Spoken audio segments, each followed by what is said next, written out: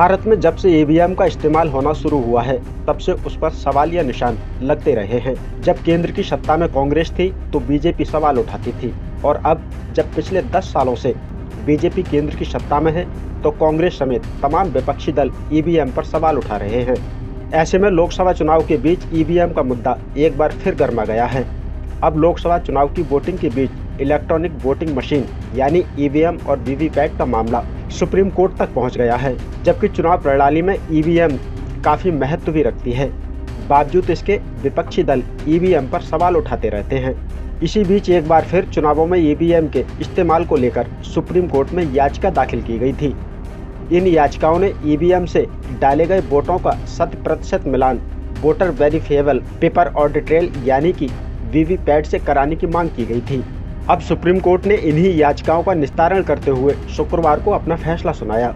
Supreme court की 2 जजों की पीठ ने इससे जुड़ी याचिकाओं को खारिज कर दिया है। हालांकि सुप्रीम कोर्ट ने एक बड़ा फैसला सुनाते हुए प्रत्याशियों के खर्च पर वोटों का वेरिफिकेशन कराने का आदेश दिया है। कोर्ट ने साथ ही कहा है कि ईवीएम में छेड़छाड़ पाए जाने की स्थिति में प्रत्याशियों का पैसा लौटाना होगा।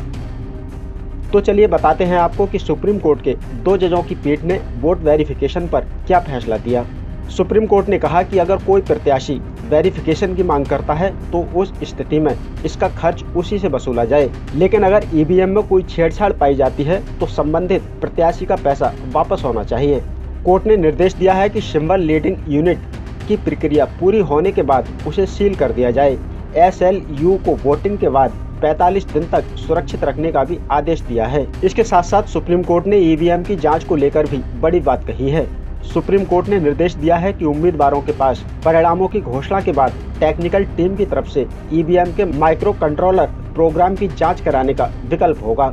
इसे चुनाव की घोषणा के 7 दिनों के अंदर किया जा सकेगा। सुप्रीम कोर्ट ने आगे कहा कि दूसरे और तीसरे नंबर पर आने वाले उम्मीदवार ऐसा कर सकेंगे। जस्टिस खन्ना ने चुनाव आयोग से आगे कहा कि कागज की पर्चियों की गिनती के लिए इलेक्ट्रॉनिक वोटिंग मशीन के सुझाव पर ध्यान दें और ये भी देखें कि क्या चुनाव चिन्ह के साथ साथ हर पार्टी के लिए बारकोड भी हो सकता है। बता दें कि वोटिंग प्रक्रिया में पारदर्शिता लाने के लिए वीवीपैट को लाया गया था। ये मशीन ईवीएम से कनेक्ट रहती है। जैसे ही वोटर वोट डालता है वैसे ही एक पर्ची निकलती है। इस पर्ची में उस कैंडिडेट का नाम और चुनाव चिन्ह होता है जिसे उसने वोट दिया है। लेकिन अब इसी पर सवाल उठ रहे हैं और मामला सुप्रीम कोर्ट तक पहुंच गया है। फिलहाल इस खबर में इतना ही। बाकी अपडेट के लिए बने रहिए न्यूज़ टाइम के साथ।